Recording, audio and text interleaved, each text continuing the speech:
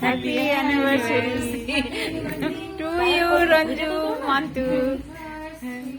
To you. अरे दादा मानू মালা ছিল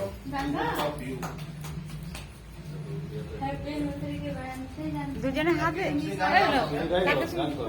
দুজনে ধর এই আমাকে ধরতে বল দুজনে মিলে কাটতে খাবো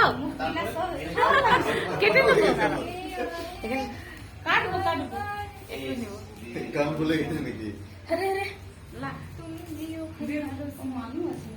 দাদা